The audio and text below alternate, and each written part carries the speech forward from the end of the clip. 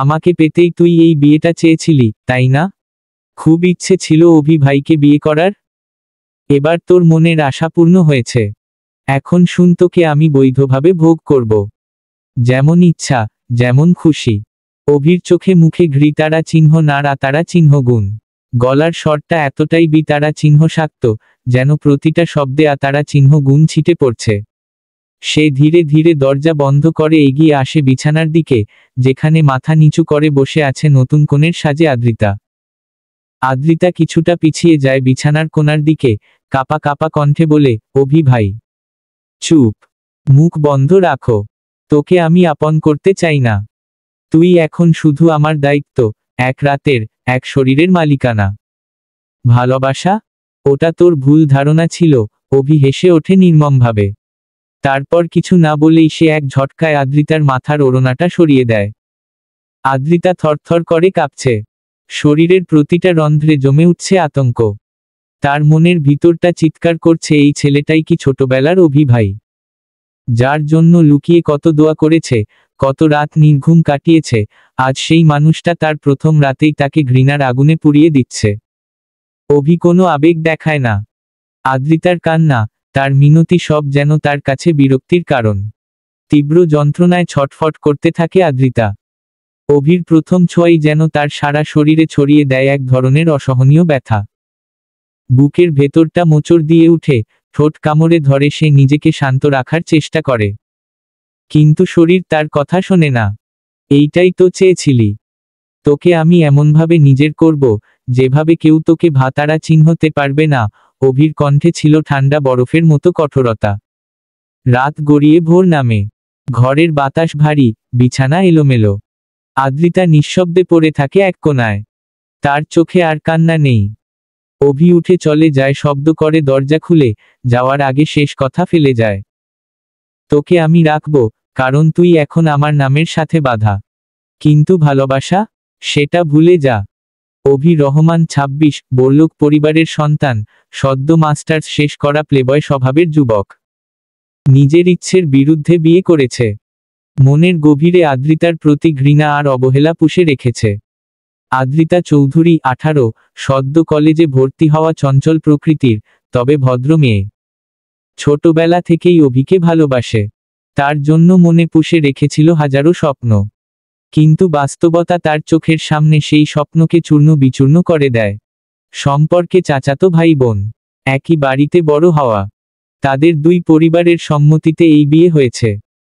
পারিবারিকভাবে তারা একটি বড় বিজনেসে যুক্ত, যার শাখা দেশের বাইরেও ছড়িয়ে রয়েছে। অভি এই বিয়েতে রাজি ছিল না, শুধু পারিবারিক চাপে পড়ে বিয়ে করে। তার ভিতরের ক্ষোভ আর ঘৃতারা চিহ্ন নার বহিঃপ্রকাশ ঘটে বিয়ের প্রথম রাতে, যা আদ্রিতার জীবনের সবচেয়ে ভয়ানক অধ্যায় হয়ে দাঁড়ায়। এভাবেই শেষ হয় তাদের জীবনের প্রথম রাত, একটি ভাতারা চিহ্ন মনের, এক চরম ঘৃতারা চিহ্ন নার রাত। আদ্রিতা নিঃশব্দে পড়ে থাকে এক কোণায়। শরীর নিস্তেজ, মন ভাতারা চিহ্নঙা। আর চোখে কোনো অশ্রু নেই। সে তাকিয়ে থাকে জানালার দিকে, সেই কৃষ্ণচূড়া গাছটার দিকে, যেখানে ছোটবেলায় রঙিন স্বপ্ন আঁকত অভি ভাইকে নিয়ে। এটা কি সেই প্রণয়, যে প্রেমের জন্য আমি এত রাত জেগে প্রার্থনা করেছি? অভি ভাই অসুস্থ হলে যে আমি নীরবে কাঁদতাম, একটিবার চোখ তুলে তাকালেই খুশিতে হৃদয়টা কেঁপে উঠত, এটাই কি তার প্রতিদান? তার বুকের ভেতরটা ধীরে ধীরে জমে বরফ হয়ে যায়। আমি তো কখনো এই অভি ভাইকে চাইনি। আমি চাইতাম সেই অভিকে, যে হাসলে আমার দিন রঙিন হয়ে যেত, যে আমাকে একবার ডাকলে আমি আকাশ ছুঁয়ে ফেলতাম। এই রূপ, এই তারা চিহ্ন সত্য? এ তো অচেনা এক অভি ভাই। আমার ভালোবাসা কি তবে একপাক্ষিক ছিল? আমি তো শুধু একটু স্নেহ চেয়েছিলাম, একটু গ্রহণযোগ্যতা। বিনিময়ে কি আমার পাওনা ছিল এই তারা চিহ্ন রক? তার মনে একটাই কথা ঘোরে, আমি কি তবে ভুল করেছিলাম ভালোবেসে? আমি কি নিজেই নিজের জন্য এই যন্ত্রণা ডেকে এনেছি? ভোরের আলো জানালা দিয়ে ঘরে ঢোকে। কিন্তু আদ্রিতার জীবনে এখন ঘুটঘুটে অন্ধকার। তার প্রথম রাত হয়ে রইল জীবনের সবচেয়ে নির্মম, অমানবিক অভিজ্ঞতা। সে চোখ বন্ধ করে চুপচাপ পড়ে থাকে। মনে মনে একটি প্রতিজ্ঞা, অভি রহমান পরিবারের বড় ছেলে। পরিবারের কাণ্ডারি হবার চাপ তার কাঁধে ঠিক তখনই এসে পড়ে, যখন দাদি মৃতারা চিহ্ন তত্ত্বসজ্জায়। দাদির একান্ত ইচ্ছা তার ছোট ছেলে আহমেদ রহমানের মেয়ে আদ্রিতা রহমানের সাথে অভির বিয়ে হোক। এই সম্পর্কটি যেন দুই রতারা চিহ্নতের বন্ধনকে আরও পোক্ত করে। অভি প্রথমে রাজি হয়নি, বারবার বুঝিয়েছে সে এই বিয়ে করবে না, তার জীবন নিয়ে সে নিজেই সিদ্ধান্ত নিতে চায়। কিন্তু দাদির কান্না তার মুখের শেষ ইচ্ছার ভারে অবশেষে মাথা নত করে। রাজি হয় বিয়েতে, কিন্তু মনে মনে প্রতিজ্ঞা করে এই সম্পর্ক কাগজে কলমে যাই হোক তার কাছে এটি শুধুই দায়িত্ব, এর বেশি কিছু নয়। অন্যদিকে আদ্রিতা শান্ত, নিরীহ, কিন্তু আবেগপ্রবণ এক মেয়ে। ছোটবেলা থেকেই অভিকে ভালবাসত। অভির একটুখানি মনোযোগ, একবারের হাসি সবকিছুকেই সে মনের অ্যালবামে যত্নে তুলে রাখত। অভির জ্বর হলে সে সারা রাত প্রার্থনায় বসে থাকত, কাঁদত নিঃশব্দে। অথচ অভি একরকম অবহেলা, একরকম বিরক্তি নিয়েই দেখেছে আদ্রিতাকে সবসময়। আর আজ এই বাসর ঘরে সব কিছু শেষে ঘরের বাতাস ভারী হয়ে ওঠে। বিছানার এক কোণায় নিস্তব্ধ হয়ে বসে থাকে আদ্রিতা। তার চোখে জল নেই, কেবল এক গভীর শূন্যতা। তার মন বলে ওঠে, ভালোবাসা কি এমনই হয়? এমন শীতল, এমন নিতারা চিহ্ন স্থূর? তার বুকের ভেতরটা ধোতারা চিহ্ন, সে যায় স্বপ্ন, আশা, সবকিছু মিলিয়ে। আমার জীবনের প্রথম রাত, প্রথম ছোঁয়া, প্রথম নিতারা চিহ্ন, জনতা, সবটাই এতটা বেদনার হবে কখনো কল্পনাও করিনি। হয়তো এটাই আমার ভাগ্য, হয়তো এভাবেই শুরু হবে আমার নতুন এক অধ্যায়, ভালোবাসাহীন অথচ ভালোবেসে ফেলা এক সম্পর্কের নামান্তর। প্রায় সারাদিন কেটে গেছে, অভির কোনো খোঁজ নেই। সকালে ঘর ছেড়ে চলে যাওয়ার পর থেকে তার ফোনে একাধিকবার কল করা হয়েছে, কিন্তু এখন ফোনটিও বন্ধ। অভির মা একরাশ দুশ্চিন্তায় ফোনটা বারবার হাতে তুলে নিচ্ছেন, আবার নামিয়ে রাখছেন। এই প্রথম এমন করল অভি। আদ্রিতা নিজের পুরনো ঘরে ফিরে এসেছে। যে ঘরটাতে তার শৈশব কেটেছে, এখন সেটাকেই আশ্রয় বানিয়েছে। অভির ঘরে আর পা রাখেনি। সেই ঘরে ঢুকলেই কেমন দম বন্ধ হয়ে আসে। গলার কাছে কেঁদে ওঠা চিৎকার আটকে যায়।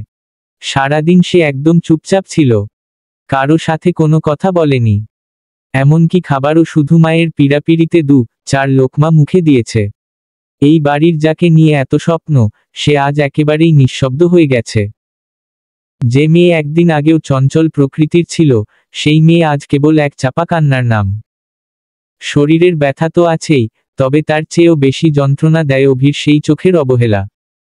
দাদি এখনো কিছু জানেন না, কেউ তাকে কিছু বলেনি, কেউ চায় না তিনি চিন্তায় পড়ুক।